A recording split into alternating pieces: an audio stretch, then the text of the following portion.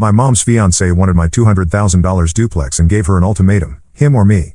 She chose him until police arrested him for stealing $15,000 from his auto shop customers. I, 17M, never thought I would be posting on Reddit, but here I am. I live with my mom Martha, 42F, and my little sister Jenna, 6F. Well, I used to live with them until 2 weeks ago. My parents divorced when I was 14. My dad Alfred, 45M, worked in construction and was always traveling for different projects. He would be gone for weeks at a time, sometimes months. My mom worked part-time at a local bank and took care of me and Jenna most of the time. The divorce happened because my dad got a job offer in Texas that would have required us to move. My mom refused to leave because her entire family lives here. Her parents, her 3 sisters, and all her cousins are within 30 minutes of our house. She grew up here and never wanted to leave. My dad took the job anyway and moved to Texas by himself. The divorce was not messy. My dad agreed to let us keep the house and he sends money every month for child support. He visits every other month when he can get time off work. Jenna barely remembers living with him because she was only 3 when he left. I was old enough to understand what was happening, but I never blamed either of my parents. They just wanted different things. After the divorce, my mom struggled with money even with the child support. The house is old and needs repairs all the time. The heating bill in winter is enormous. She picked up extra hours at the bank, but it was still tight. My maternal grandfather helped out sometimes, but he is retired and lives on a fixed income. About 8 months ago, my mom started dating a guy named Lance, 39M. She met him at the bank where she works. He came in to open a business account for his auto repair shop. My mom was the one who helped him with all the paperwork and they hit it off. Lance seemed nice enough at first. He would come over for dinner sometimes and bring flowers for my mom. He was polite to me and Jenna. He would ask about school and my plans after graduation. Jenna liked him because he would play games with her and bring her small toys. Lance owns his auto repair shop on the other side of town. He inherited it from his uncle who died 5 years ago. The shop does well because it is the only full-service garage in our area. People drive from neighboring towns to get their cars fixed there. Lance lives in a nice apartment above the shop. 3 months ago, Lance proposed to my mom. She said yes immediately. I was surprised because they had only been dating for 5 months, but my mom seemed really happy. She started planning a small wedding for this summer. Lance moved in with us right after the engagement. That is when things started to change. Lance began making comments about the house and how much money we were spending. He complained about the heating bill and said we should turn the thermostat down. He said Jenna and I left lights on too much and it was wasting electricity. He started buying cheaper groceries and told my mom we needed to cut back on expenses. Lance also started treating me differently. He would make jokes about me still living at home at 17 and ask when I was going to get a job. He said most kids my age were already working and contributing to the household. When I told him I was focusing on school to get into college, he laughed and said college was a waste of money. The biggest change was how Lance acted around Jenna. At first, he was sweet to her, but after moving in, he became impatient. He would tell her to be quiet when she was playing. He complained that her toys were always all over the living room. He said 6-year-olds in his day were better behaved and more respectful. My mom defended Lance every time I brought up his behavior. She said he was just trying to help us be more responsible with money. She said he was used to living alone and needed time to adjust to having kids around. She kept saying that Lance was good for our family because he provided stability. 2 months ago, my maternal grandmother died. She was 78 and had been sick for a while, so it was not unexpected. My grandmother owned a duplex in the better part of town. She rented out both sides and used the income to supplement her retirement. The duplex is worth about $200,000 according to the real estate websites. My grandmother left the duplex to me in her will. She said she wanted to make sure I had something to help me start my adult life. The will states that a lawyer will manage the property and collect the rent until I turn 21. Then everything transfers to me completely. My mom was surprised when the lawyer read the will. She knew her mother had property but did not know I was inheriting it. My mom's 3 sisters were also surprised, but they did not seem upset. They each inherited $10,000 and some jewelry. My mom inherited my grandmother's car and some furniture. Lance's reaction was different. He immediately started asking questions about the duplex and how much rent it brought in. He wanted to know who the current tenants were and when their leases were up. He asked if I planned to sell it or keep renting it out. He seemed very interested in every detail. The lawyer explained that the duplex currently brings in $1,800 per month in rent.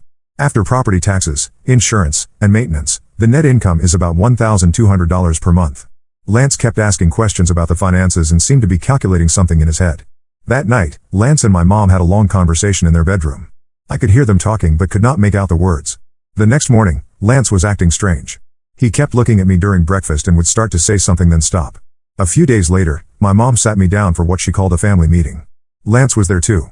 My mom said they had been talking about our future as a family. She said Lance had some concerns about me inheriting the duplex at such a young age.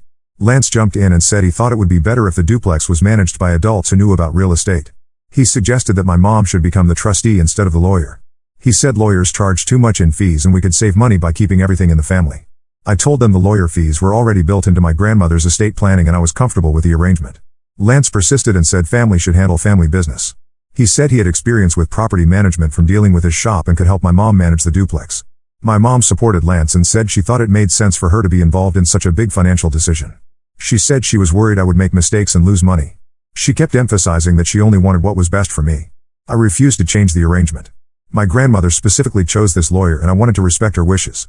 Lance became agitated and said I was being stubborn and ungrateful. He said my mom had sacrificed a lot raising me and deserved to have a say in decisions that affected the whole family. The conversation ended badly. Lance stormed out of the room and my mom followed him. I heard them arguing in their bedroom again that night. Over the next few weeks, Lance's behavior toward me got worse. He would make snide comments about me being spoiled and privileged. He said I did not appreciate what I had and needed to learn responsibility. He started assigning me chores around the house and would criticize everything I did. Lance also began talking about changes he wanted to make to the house. He said we should renovate the kitchen and add a deck in the backyard. When my mom said we could not afford those improvements, Lance would glance at me and make comments about how some people in the family had resources they were not sharing. Last month, Lance's true intentions became clear. My mom approached me with what she called a compromise. She said Lance had agreed to pay for my college tuition if I would sign over the duplex to them. Lance said he would manage the property and use the rental income to pay for my education and living expenses. Lance presented this as a generous offer. He said college was expensive and this way I would graduate without debt. He said the duplex was too much responsibility for someone my age and I should focus on my studies instead of worrying about tenants and maintenance issues. I saw right through this plan. Lance wanted control of the duplex and its income. He was offering to pay for college, but the duplex income over 4 years would be much more than college tuition. He would essentially be trading my inheritance for a fraction of its value. I told him absolutely not. Lance became angry and said I was making a huge mistake. He said college costs were skyrocketing and I would regret not taking his offer. My mom pleaded with me to reconsider and said Lance was only trying to help. That night, Lance and my mom had their loudest argument yet. I heard Lance yelling about ungrateful kids and wasted opportunities. My mom was trying to calm him down. The argument lasted for hours. The next morning, my mom told me Lance had given her an ultimatum. He said he could not marry someone whose child did not respect him or appreciate his help. He said I was causing problems in their relationship and something had to change. My mom was crying when she told me this. She said Lance was threatening to call off the engagement unless I agreed to his college proposal. She begged me to think about what was best for the whole family. She said Lance made her happy and she did not want to lose him. I could not believe my mom was asking me to give up my inheritance to keep her boyfriend happy. I told her Lance was manipulating both of us and she should see that. I said if Lance truly loved her, he would not be making these demands. My mom got defensive and said Lance had legitimate concerns about my maturity level. She said he was offering to invest in my future and I was being selfish by refusing. She said I did not understand how hard it was for her to find someone willing to take on a family with 2 kids. 3 days ago, my mom delivered Lance's final ultimatum. She said Lance would call off the engagement and move out unless I signed over the duplex within a week. She said Lance felt disrespected and could not build a life with someone whose child fought him on every decision. My mom was practically begging me to comply. She said she loved Lance and wanted to marry him. She said I would be leaving for college soon anyway and should think about her happiness for once. She said the duplex would just complicate my life and I would be better off without it. I realized my mom had chosen Lance over me. She was willing to pressure me into giving up my inheritance to keep her boyfriend happy. Lance had successfully driven a wedge between us and she could not see it. I called my dad that night. I told him everything that had happened since Lance moved in. My dad was quiet for a long time after I finished talking. Then he said I should come stay with him in Texas until things cooled down. My dad drove 18 hours straight to come get me. He arrived yesterday morning while my mom was at work and Lance was at his shop. I packed my clothes and important documents. I left a note saying I was going to stay with my dad and would not be changing my mind about the duplex. My mom has called me 15 times since she found the note. She left voicemails saying I was making a terrible mistake and ruining her chance at happiness. She said Lance was a good man who only wanted what was best for our family. She begged me to come home and talk things through. Lance also called and left a voicemail. He said I was acting like a spoiled child and my mom was heartbroken because of my selfishness. He said he was only trying to help me succeed in life and I was too immature to see it. I have not responded to any of their calls. I am staying with my dad in Texas and will probably finish my senior year here. My dad said I can live with him as long as I need to. He said he was proud of me for standing up for myself and not letting them bully me. The lawyer managing my inheritance confirmed that no one can force me to sign over the property. He said my grandmother's will was very specific and cannot be changed. He also said he deals with these situations often where family members try to pressure beneficiaries into giving up inheritances. I keep thinking about Jenna and how this affects her. She is only 6 and does not understand what is happening. My mom will probably tell her I abandoned the family. Lance will likely become her stepfather and she will grow up with his influence. I worry about what kind of person Lance really is and whether Jenna will be okay. My mom sent a text yesterday saying Lance had called off the engagement because of my actions. She said he could not marry into a family where he was not respected. She blamed me for destroying her happiness and said I would regret this decision for the rest of my life. I do not regret leaving. Lance showed his true colors and my mom chose to support him over her own son. I lost my mother's support but I protected my inheritance and my future. I just wish things could have been different. Update 1: A lot has happened since my original post. Thank you to everyone who supported me and confirmed I made the right decision. Some people asked for updates, so here is what has been going on. First, the situation with my mom got worse before it got better. After I left for Texas, she continued calling and texting daily. She alternated between begging me to come home and blaming me for ruining her life. She said Lance was the best thing that ever happened to our family and I destroyed it out of selfishness. Lance also continued contacting me. His messages became increasingly nasty. He called me ungrateful and said I would fail in life without his guidance. He said my dad was a deadbeat who abandoned his family and I would end up just like him. He threatened to contest my inheritance somehow, even though the lawyer already explained that was impossible. My dad finally told me to block both of their numbers. He said they were harassing me and I did not need to listen to their abuse. He was right. Once I blocked them, I could focus on adjusting to life in Texas. My dad lives in a small apartment near his construction site. It is not fancy but it is clean and quiet. He works long hours but he makes an effort to spend time with me in the evenings. We talk about school, my plans for college, and what happened back home. He listens without judging and gives good advice. I enrolled in the local high school to finish my senior year. It was difficult starting over in a new place, but the guidance counselor helped me get caught up. The teachers have been understanding about my situation. I am taking the same classes I had in Ohio, so I should graduate on schedule. My dad introduced me to some of his coworkers who have kids my age. They invited me to hang out and made me feel welcome. It is different from my old friends back home, but these kids are friendly and include me in their activities. I am adjusting better than I expected. The lawyer managing my inheritance has been checking in regularly. He said the duplex is performing well and both tenants are current on rent. He handles all the maintenance requests and property management tasks. He sends me monthly reports showing the income and expenses. Seeing those numbers reminds me why I made the right choice. 3 weeks after I left, my mom's sister Lisa called me. Lisa, 39F, is my mom's youngest sister and we always got along well.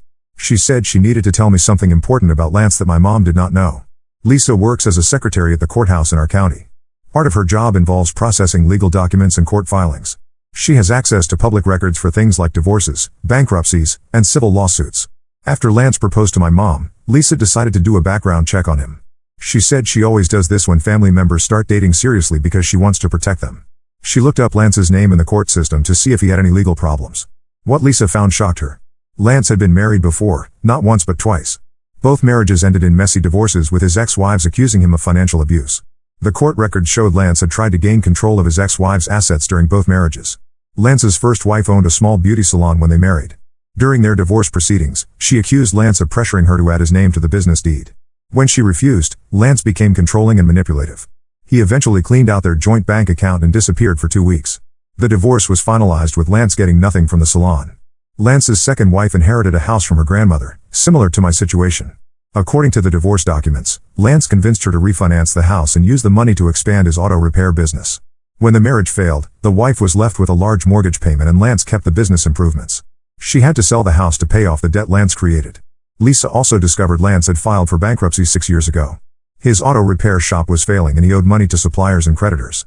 The bankruptcy allowed him to keep the shop building but wiped out most of his other debts. This happened right around the time he inherited the business from his uncle.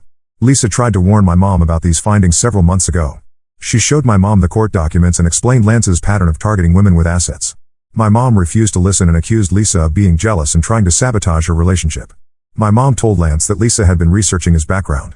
Lance became furious and demanded that my mom cut off contact with Lisa. He said Lisa was toxic and trying to poison my mom's mind against him. My mom chose Lance's side and stopped speaking to Lisa. Lisa called me because she was worried Lance might try to manipulate my mom into pressuring me further about the duplex. She said Lance's pattern was always the same. He would identify women with assets, charm them into relationships, then slowly gain control of their finances. When he got what he wanted or the women caught on, he would move on to the next target. Lisa also told me something else that explained Lance's sudden interest in me. Apparently, Lance had been asking my mom detailed questions about her family's finances from the very beginning. He knew about my grandmother's duplex before she died because my mom had mentioned it during one of their early dates. Lisa suspected Lance specifically targeted my mom because he knew about the potential inheritance. He had probably been planning to get control of the duplex all along. The engagement and moving in with us were just steps in his plan. This information made me sick. Lance had been manipulating my mom from the start. He did not love her or want to build a family with us. He saw us as a way to get his hands on valuable property. My mom had fallen for his act completely. I told my dad everything Lisa had shared. He was angry but not surprised. He said Lance's behavior reminded him of other scam artists he had encountered over the years. He said these people are skilled at finding vulnerable targets and exploiting their emotions. My dad suggested I call the lawyer managing my inheritance and tell him about Lance's history. The lawyer said he would make note of it in my file but assured me it did not change anything legally. He said Lance had no claim to the property no matter what he convinced my mom to believe. Lisa also told me she had tried calling my mom after Lance broke off the engagement. She wanted to provide emotional support and maybe share what she had learned about Lance's past.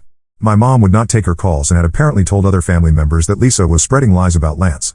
I decided to call my mom's oldest sister Janet, 44F. Janet and my mom are very close and talk almost daily. I thought maybe Janet could help my mom see the truth about Lance. Janet already knew about Lance's past. Lisa had told her months ago when she first discovered the court records. Janet had also tried to warn my mom but got the same reaction Lisa did. My mom accused Janet of being jealous and trying to ruin her happiness. Janet said my mom had been very depressed since Lance left. She was not eating properly and had been calling in sick to work. My mom blamed me for everything and refused to consider that Lance might have been using her. She kept saying Lance was a good man who only wanted what was best for our family. Janet also told me my mom had been talking about moving to Texas to be closer to me. She thought if she showed up and apologized, I might change my mind about the duplex. Janet was worried my mom might do something desperate to try to win Lance back. I told Janet about my mom's plan to move to Texas. Janet said she would try to talk my mom out of it. She said showing up unannounced would only make things worse and push me further away. She promised to keep checking on my mom and update me if anything changed.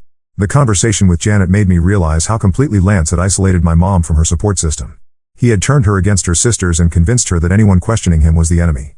My mom was now alone and still defending the man who had manipulated and abandoned her. I also learned more about what happened to Jenna after I left.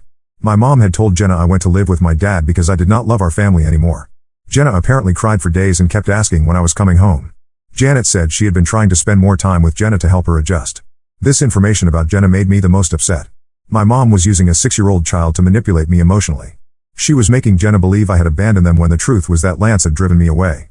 Jenna did not deserve to be caught in the middle of this mess. I talked to my dad about maybe calling Jenna directly. He said it might be better to wait until things settled down more. He was worried my mom might use any contact with Jenna as a way to pressure me further. He said we needed to be strategic about how to maintain my relationship with Jenna without giving my mom ammunition. The whole situation has been exhausting. Learning about Lance's history explained everything but also made me angry at how thoroughly he had fooled my mom. She had chosen a con artist over her own son and was still defending him even after he abandoned her. I am glad I trusted my instincts and refused to give in to their pressure. If I had signed over the duplex, Lance would have taken it and probably left my mom anyway once he got what he wanted. At least now I still have my inheritance and my mom might eventually realize the truth about Lance. My dad says healing from this kind of family trauma takes time. He reminds me that I cannot control my mom's choices but I can control my own responses. I am focusing on finishing school and planning for college. The duplex will give me financial security that Lance tried to steal from me. Update: 2 more developments have happened and some of you were right about Lance having other motives. This update is going to be long but I think you will find it interesting. About 2 weeks after my first update, my mom finally contacted me through my Aunt Janet. She asked Janet to give me a message saying she was ready to apologize and wanted to have an honest conversation. She promised not to mention the duplex or Lance and just wanted to talk to her son. I was hesitant but my dad encouraged me to hear what she had to say. He said it might help me get closure even if it did not lead to reconciliation.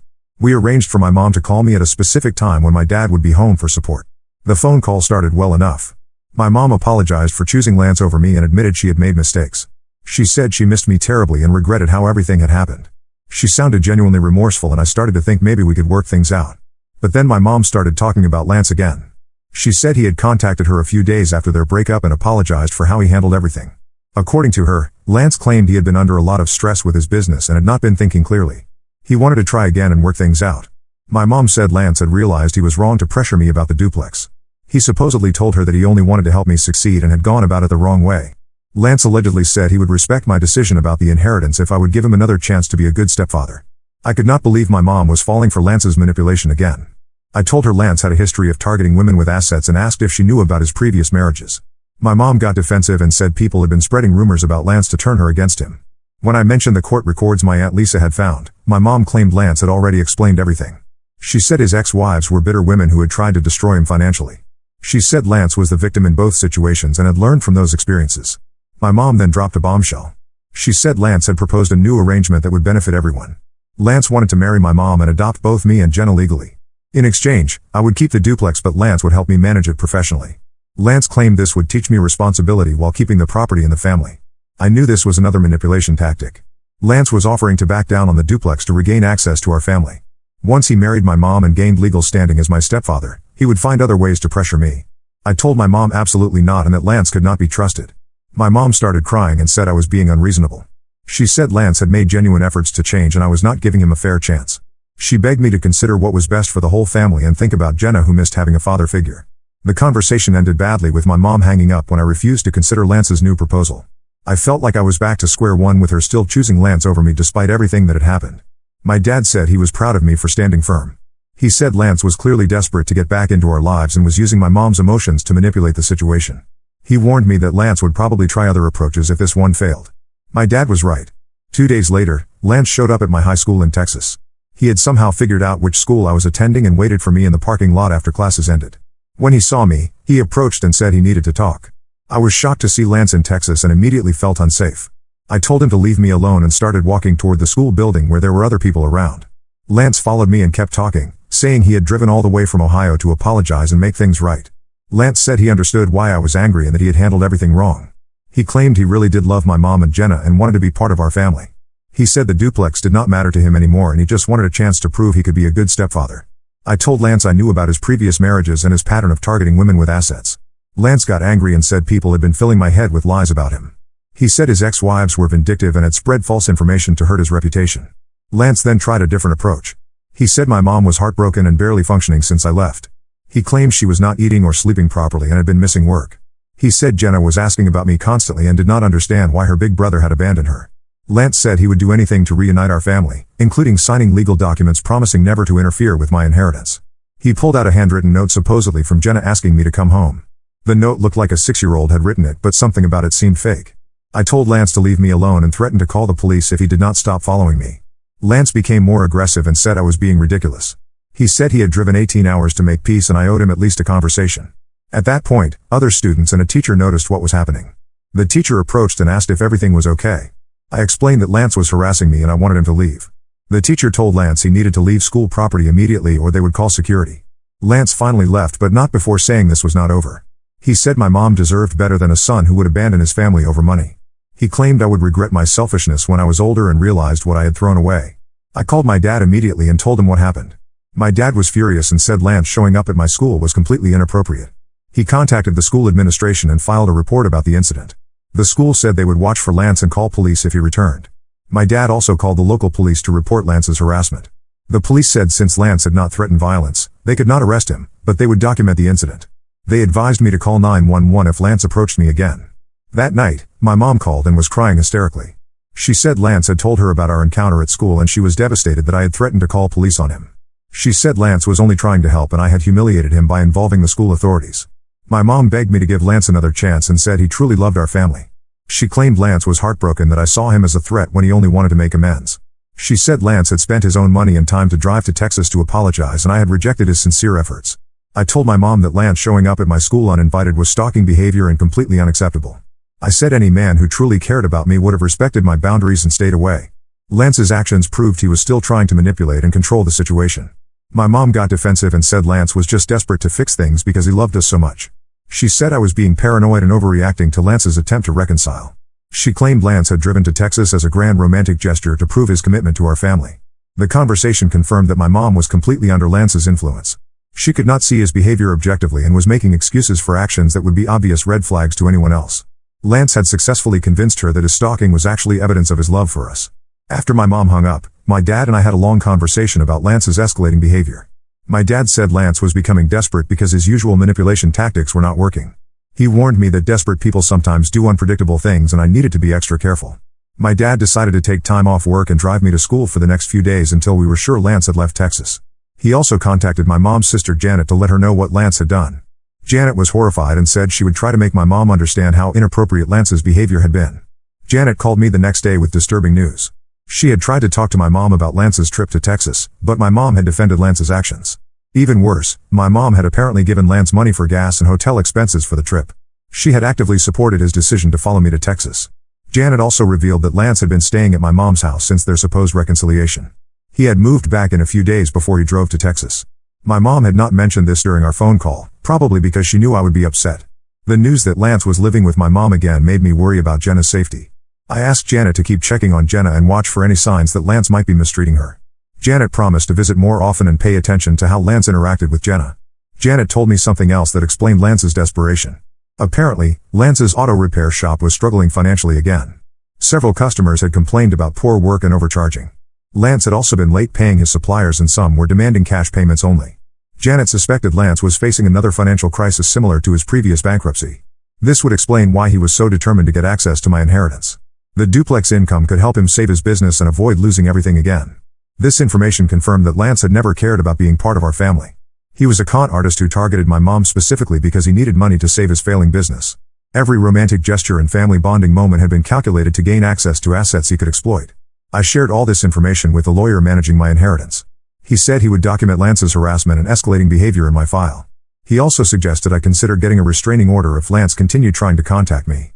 The lawyer told me something interesting about property inheritance cases. He said it was common for manipulative family members or partners to become desperate when their initial pressure tactics failed. He had seen cases where people traveled across the country to harass beneficiaries or even hired private investigators to find them. The lawyer assured me that no amount of pressure or harassment could force me to give up my inheritance. He said my grandmother had specifically structured the will to protect me from exactly this type of situation. The property was legally mine and no one could change that. I am staying vigilant and following my dad's advice about safety precautions. I have blocked Lance's number and all his social media accounts. I carry my phone at all times and have campus security programmed as a speed dial number. My dad says we will reassess the situation in a few weeks to see if Lance gives up and goes back to Ohio. If Lance continues stalking me or shows up in Texas again, we will pursue legal action including restraining orders and harassment charges. The hardest part is knowing that my mom is still supporting Lance despite his increasingly inappropriate behavior. She has chosen a con artist over her own son's safety and well-being. I am starting to accept that my mom might never come to her senses about Lance. Final update. This will be my final update because the situation has reached a conclusion of sorts. Thank you to everyone who has followed my story and offered support. Some of you predicted exactly how things would unfold. Lance did not give up after his trip to Texas. 3 weeks after the school incident, he started creating fake social media accounts to contact me. He would send friend requests using different names and photos, then message me once I accepted. The messages were always the same: apologies, promises to change, and pleas for me to give him another chance. I figured out Lance's pattern quickly and stopped accepting friend requests from people I did not recognize. Lance then started commenting on my public posts using fake accounts. He would leave long comments about family forgiveness and second chances, clearly intended for me to read. My dad helped me make all my social media accounts private and report Lance's fake profiles to the platforms. Most of the accounts got deleted for violating terms of service, but Lance kept creating new ones. It became a constant game of blocking and reporting. Lance also started sending letters to my dad's apartment. The letters were addressed to me and contained the same basic message as his social media attempts. Lance claimed he was reformed and desperately wanted to make amends. He said my mom was suffering because of our estrangement and Jenna needed her big brother to come home. The letters escalated over time. Lance started including photos of Jenna looking sad and handwritten notes supposedly from her begging me to visit. He sent copies of bills showing my mom's financial struggle since I left. Lance claimed my mom was working extra shifts to make ends meet without my help around the house. My dad and I took the letters to the police. The officer said the letters were not technically threatening but could be considered harassment since I had clearly asked Lance to stop contacting me. He said we could file for a restraining order if Lance continued or if the messages became more threatening. 2 weeks ago, everything came to a head. My Aunt Janet called with news that changed everything. She said Lance had been arrested for stealing money from his auto repair shop customers. Apparently, Lance had been taking payment from customers for major repairs, then doing minimal work or using cheap knockoff parts while charging for premium services. Several customers had complained to the Better Business Bureau and eventually filed police reports. The investigation revealed Lance had stolen over $15,000 from customers over the past 6 months. He had been using the money to pay personal expenses and keep his failing business afloat. Some customers had paid for transmission repairs that were never done, while others received used parts but were charged for new ones. The police also discovered Lance had been forging invoices and creating fake receipts to cover his tracks. When customers complained about their cars still having problems after expensive repairs, Lance would claim they needed additional work and charge them more money. Lance was charged with multiple counts of theft and fraud. His bail was set at $25,000, which he could not afford. The auto repair shop was immediately shut down pending the criminal investigation. All of Lance's business assets were frozen by the court. Janet said my mom was devastated when she learned about Lance's arrest. She had no idea Lance was stealing from customers and had believed his claims about business difficulties being due to economic factors beyond his control. My mom finally started to see Lance's true character when the police interviewed her as part of their investigation. They asked about Lance's finances and living situation. My mom learned that Lance had been lying about almost everything regarding his business and personal history. The police showed my mom evidence of Lance's fraudulent activities, including fake invoices and altered bank records. They also informed her about Lance's previous bankruptcies and divorces, which Lance had never mentioned. My mom realized Lance had been deceiving her from the beginning. Janet said my mom broke down completely when she understood how thoroughly Lance had manipulated her. She admitted to Janet that Lance had been pressuring her to take out a loan against the house to help with his business expenses. My mom had been seriously considering it before Lance's arrest. My mom also confessed that Lance had been asking detailed questions about my inheritance from the very beginning of their relationship. She realized Lance had targeted her specifically because he knew about my grandmother's property. Everything Lance had done was calculated to gain access to our family's assets. The revelation about Lance's criminal behavior finally broke my mom's psychological hold over him. She saw that everyone who had tried to warn her about Lance had been right. She had nearly destroyed her relationship with her son to protect a man who was actively stealing from innocent people. My mom called me 2 days after Lance's arrest. She was crying and could barely speak coherently. She apologized repeatedly and said she had been blind to Lance's true nature. She admitted she had chosen Lance over me and had been completely wrong. My mom explained that Lance had been very skilled at manipulation and had gradually isolated her from family members who questioned him. He had convinced her that people were jealous of their relationship and trying to sabotage her happiness. She had believed Lance's lies about his ex-wives and business problems. My mom also revealed that Lance had been financially abusing her during their relationship. He had convinced her to put his name on her bank account and had been using her money for personal expenses. Lance had told her this was normal for engaged couples and showed his commitment to their future together. Lance had also been pressuring my mom to refinance the house and use the money to invest in his business expansion. He claimed this would benefit the whole family by creating more income for our household. My mom now realized Lance was planning to steal her house equity just like he had done to his second ex-wife. My mom begged me to forgive her and asked if I would consider coming home for a visit. She said she understood if I could never trust her again but hoped we could eventually rebuild our relationship. She promised Lance was completely out of our lives and would never have contact with our family again. I told my mom I appreciated her apology but needed time to process everything that had happened. I said I was glad she finally saw Lance's true character but was still hurt by how she had treated me. I agreed to think about visiting but made no promises about timing. My dad encouraged me to maintain contact with my mom while being cautious about getting pulled back into drama.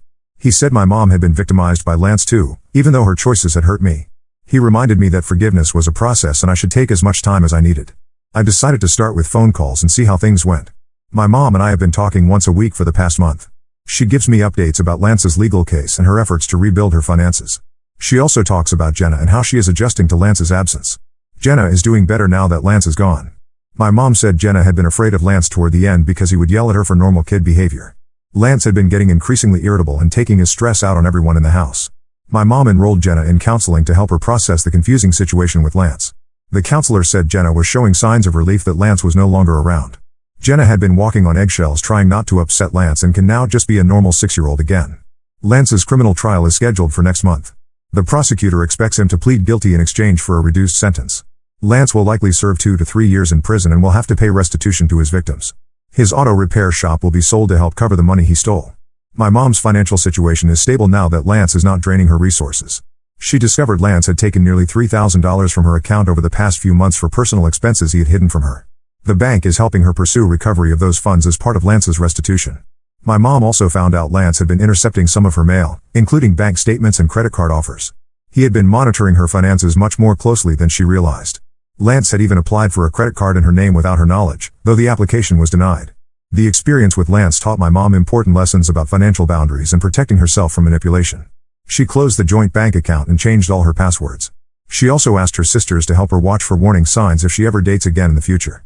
I am finishing my senior year in Texas and will graduate on schedule.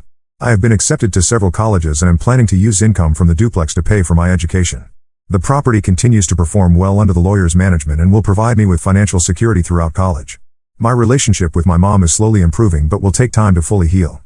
I plan to visit Ohio this summer to see Jenna and spend time with my extended family. I may consider moving back to Ohio for college if my mom and I can rebuild enough trust. My dad has been incredible throughout this whole experience. He took me in without hesitation and supported me through Lance's harassment campaign. He helped me see that I made the right choice by protecting my inheritance and standing up for myself. The duplex my grandmother left me represents more than just money. It represents her belief in my future and her desire to help me succeed. Lance tried to steal that gift and use it for his own selfish purposes. I am grateful I had the strength to resist his manipulation and preserve my grandmother's legacy. This experience taught me that family relationships are complicated and sometimes people we love make terrible choices.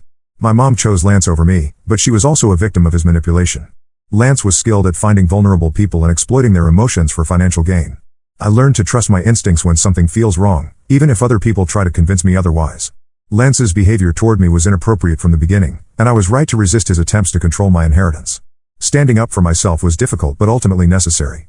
To anyone dealing with similar family manipulation, I want to say that you have the right to protect yourself and your assets. Do not let anyone pressure you into giving up something that belongs to you, especially if they use emotional manipulation or threats. Trust your instincts and seek support from people who have your best interests at heart. My mom and I may never have the same relationship we had before Lance, but we are working towards something healthier. Jenna will grow up knowing she has a big brother who loves her and will always be there for her. My dad and I have grown closer through this experience and I am grateful for his wisdom and support. Lance is facing the consequences of his criminal behavior and will not be able to hurt other families for several years. My mom is stronger and wiser now and less likely to fall for future manipulation. Jenna is safe and can focus on being a kid without walking on eggshells around an unstable adult. I kept my inheritance intact and will use it to build a successful future for myself. My grandmother would be proud that I stood up for myself and protected the gift she wanted me to have. Lance failed in his attempt to steal from our family and is now facing justice for his crimes against multiple victims.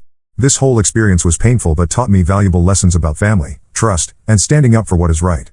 I am looking forward to college and building an adult life based on the strong foundation my grandmother provided through her generous gift. Now let's move to the next story. Story 2. My sister married my abusive ex-boyfriend and I had to move to a new city because they wouldn't stop harassing me. I, 26F, never thought I'd be in this situation. My older sister Natalie, 28F, recently married my ex-boyfriend Ryan, 31M, who I dated for 2 years in college. Our relationship was toxic and abusive, but I didn't realize how bad it was until after we broke up. Growing up, Natalie and I were inseparable despite our 2-year age gap. We shared a room, clothes, and secrets. Our parents, both busy lawyers, often worked long hours, so we relied on each other for companionship. We'd spend hours playing make-believe in our backyard, creating elaborate fantasy worlds where we were princesses or spies. As we got older, our bond remained strong. We'd stay up late talking about boys, our dreams for the future, and our fears. Natalie was always the more outgoing one, while I was shyer and more reserved. She'd encourage me to come out of my shell and would always stick up for me if anyone tried to bully me at school. When Natalie left for college, it was hard being apart for the first time. We'd call each other every day and I'd visit her on weekends whenever I could. She'd tell me all about college life and I couldn't wait to join her. When it was finally my turn to go to college 2 years later, I was thrilled to be reunited with my sister. We'd always talked about going to the same school and now our dream was coming true. It was during my freshman year that I met Ryan. He was a junior and seemed so mature and worldly to my 18-year-old self. We met at a party Natalie had brought me to. She was friends with Ryan's roommate and introduced us. Ryan was charming and attentive, making me feel special in a way no guy ever had before. He asked for my number that night and we started texting constantly. Our first date was magical. Ryan took me to a fancy restaurant off campus, somewhere I'd never have been able to afford on my own. He ordered wine for us both, even though I was underage, making me feel sophisticated and grown up. We talked for hours about our families, our dreams, our favorite books and movies. It felt like we had everything in common. Things moved quickly after that. Within a few weeks, we were officially a couple. I was head over heels in love for the first time. Ryan would surprise me with flowers and little gifts. He'd leave sweet notes in my textbooks for me to find during class. He always wanted to spend time with me, which I found flattering. Looking back, I can see the red flags that were there from the beginning. Ryan would get jealous if I talked to other guys, even just classmates working on group projects. He'd question me about my male friends and suggest I shouldn't hang out with them anymore. He'd make comments about my clothes, saying certain outfits were too revealing and I should change. But at the time, I thought he was just being protective and that it meant he really cared about me. As the months went by, Ryan's controlling behavior escalated. He'd get angry if I didn't answer his calls or texts right away. He started showing up unannounced at my dorm room or the library where I was studying. He'd accuse me of cheating if I was even a few minutes late meeting him somewhere. I started walking on eggshells around him, afraid of setting off his temper. I confided in Natalie about some of Ryan's behavior, but I downplayed how bad it was. I was embarrassed to admit I was in such a toxic relationship. Natalie expressed some concern, but I assured her everything was fine. I didn't want her to think I couldn't handle my first serious relationship. The physical abuse started about a year into our relationship. The first time it happened, we were arguing about me going to a party without him. He grabbed my arm so hard it left bruises. He was immediately apologetic, crying and begging for forgiveness. He swore it would never happen again. I believed him and didn't tell anyone what had happened. But it did happen again. And again. The abuse got worse over time. He'd slap me, push me, throw things at me. Once he punched me in the stomach so hard I couldn't breathe. Another time he choked me until I almost passed out. After each incident, he'd be remorseful and shower me with affection, promising to change. I kept hoping things would get better, that the sweet guy I'd fallen for would come back. I became isolated from my friends and family. I stopped hanging out with anyone but Ryan. My grades started slipping because I was so stressed all the time. I lost weight because I was too anxious to eat. Natalie noticed the changes in me and tried to talk to me about it, but I pushed her away. I was ashamed and afraid to admit what was really going on. The final straw came just after my 21st birthday. Ryan and I had a huge fight because I'd gone out for drinks with some girlfriends to celebrate. He was furious that I'd gone without him. When I got home, he was waiting in my apartment. He had a key by then. He flew into a rage, hitting me repeatedly and threatening to kill me if I ever tried to leave him. I genuinely feared for my life that night. The next day, while Ryan was at work, I packed up as much as I could and fled to Natalie's apartment. When she saw my bruised face, she broke down crying. I finally told her everything. She wanted to go to the police, but I was too scared. Instead, she helped me block Ryan's number and social media accounts. She let me stay with her until I found a new apartment where Ryan wouldn't know the address. The months after the breakup were incredibly difficult. I had nightmares and panic attacks. I was jumpy and afraid to go out alone. I finally agreed to see a therapist, which helped me start to process the trauma of the abuse. Slowly, I began to heal and rebuild my life. Natalie was my rock during this time. She'd stay up with me when I couldn't sleep, hold me when I cried, and reassure me that I was strong and would get through this. She went with me to therapy appointments and helped me catch up on the schoolwork I'd fallen behind on. Her support was invaluable in my recovery. Over the next few years, I focused on myself. I threw myself into my studies and graduated with honors. I got a good job at a marketing firm in our hometown. I made new friends and even started cautiously dating again. I felt like I was finally in a good place. Then, about 6 months ago, Natalie dropped a bombshell on me. She and Ryan had reconnected and started dating. I was blindsided. How could my own sister, who had seen firsthand what Ryan had done to me, be with him? I felt betrayed and sick to my stomach. Natalie claimed Ryan had changed. She said he'd been to anger management classes and therapy. She insisted he was a different person now. But I couldn't believe it. The Ryan I knew was a master manipulator. I was sure he was just putting on an act to fool Natalie. I begged Natalie to reconsider, reminding her of everything Ryan had done to me. But she dismissed my concerns, saying it was all in the past and I needed to move on. She accused me of being jealous and trying to ruin her happiness. Our relationship, once so close, became strained and distant. My parents were conflicted about the situation. They didn't approve of Natalie dating Ryan, knowing what he'd done to me, but they also didn't want to alienate their older daughter. They tried to stay neutral at first, which just made me feel unsupported and alone. Things escalated quickly. Within a few months, Natalie and Ryan were engaged. They planned a whirlwind wedding, seeming eager to make things official before anyone could talk them out of it. I told my family I wouldn't attend the wedding. I couldn't bear to watch my sister marry my abuser. Natalie was furious, accusing me of trying to ruin her special day. My parents finally took a stand and said they wouldn't go either if I wasn't welcome. The wedding was last month. Since then, Natalie, Ryan, and Ryan's family have been harassing me nonstop. They've been spreading vicious lies about me to our extended family and mutual friends. They're claiming I'm mentally unstable and that I made up the abuse allegations out of jealousy. Ryan's mother even called my workplace, trying to get me fired by claiming I was an unstable drug addict, which is completely false. I've blocked them on every platform I can think of, but they keep creating new accounts to contact me. They show up at my apartment unannounced, pounding on the door and yelling. Ryan has threatened to expose me by releasing private photos or videos from when we dated. I'm not sure if he actually has anything or if he's bluffing, but the threat alone is terrifying. I'm at my wit's end dealing with their harassment. I'm considering getting a restraining order, but I'm not sure if it will make things better or worse. I just want them out of my life for good. The stress is affecting my work and my health. I've started having panic attacks again, something I haven't experienced in years. I feel like I'm living a nightmare. The person who was once my best friend in the world is now married to the man who abused me, and they're both seemingly intent on destroying my life. I don't know how to make it stop. Update 1. It's been about a month since my last post and unfortunately things have only escalated with Natalie and Ryan's harassment. After careful consideration and discussion with my therapist, I decided to file for a temporary restraining order against both Natalie and Ryan 2 weeks ago. I had compiled extensive documentation of their harassment, screenshots of their constant messages and emails, security camera footage of them showing up uninvited at my home and workplace, and recordings of threatening voicemails. The judge reviewed the evidence and granted the temporary order. We have a hearing scheduled next month to determine if it will be made permanent. Natalie's reaction to being served with the restraining order was explosive. She showed up at our parents' house in a rage, screaming and crying about how I was tearing the family apart. She accused me of being vindictive and trying to punish her for being happy. Our parents, who have become much more supportive of me in recent weeks, stood firm. They told Natalie that she had brought this on herself by choosing Ryan over her own sister. Ryan's response was even more disturbing. He started leaving threatening voicemails for me at work, blatantly violating the restraining order.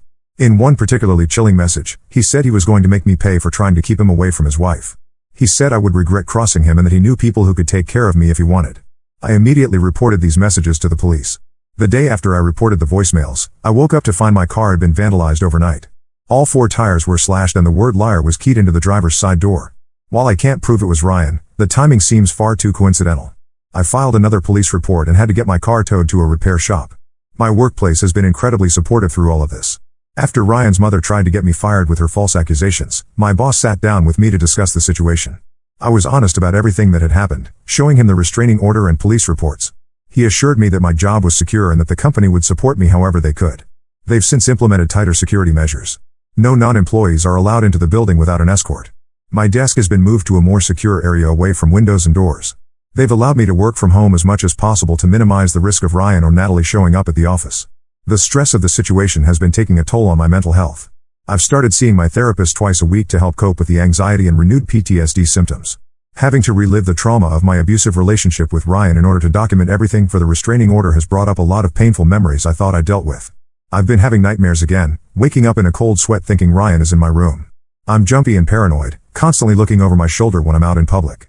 I've lost weight because my appetite is gone and I can barely sleep. It feels like I'm right back where I was when I first left Ryan, undoing years of healing and progress. The one bright spot in all of this has been the unwavering support of my parents and friends. After initially trying to stay neutral, my parents have now fully taken my side. They've made it clear to Natalie that they don't approve of her choices and won't have a relationship with her as long as she's with Ryan. My mom has been staying with me most nights so I'm not alone. Having her there has been a huge comfort. My friends have rallied around me as well. They take turns driving me to work since I'm without a car at the moment. They come over to keep me company in the evenings and make sure I'm eating. They've been helping me document every incident of harassment to build an even stronger case for the permanent restraining order. I'm trying to stay hopeful that the hearing next month will result in a long-term order that will finally put an end to Natalie and Ryan's campaign of terror. But I'm also realistic about the fact that they may continue to escalate. Ryan has shown he has no respect for the law or for my boundaries. I'm taking every precaution I can to stay safe, but I'm constantly on edge waiting for their next move. Part of me still can't believe this is my reality. That my own sister, who I was once so close to, could betray me like this. That she could watch me suffer 3 years of abuse and then turn around and marry my abuser. There are moments when I'm overwhelmed by grief for the relationship we once had and the sister I've lost. But then I remind myself that the Natalie I knew and loved is gone. The person she's become, someone who would deliberately inflict pain on her own sister, is a stranger to me. As much as it hurts, I know I'm better off without her in my life. I have to focus on protecting myself now. I'm trying to take things one day at a time and not let fear consume me. I'm throwing myself into my work when I can focus, trying to maintain some sense of normalcy. I'm leaning on my support system and trying to practice the coping skills I've learned in therapy. It's a daily struggle, but I'm determined not to let Ryan and Natalie destroy everything I've worked so hard to build. Update 2. It's been about 2 months since my last update. The hearing for the permanent restraining order was last week. I'm relieved to say it was granted against both Natalie and Ryan for 1 year. In the weeks leading up to the hearing, Natalie and Ryan's harassment campaign kicked into high gear. They seemed determined to discredit me and paint themselves as the victims before we got to court. They created a website filled with lies about me, claiming I was actually the abusive one in the relationship with Ryan. They said I was emotionally unstable and had a history of making false accusations against men.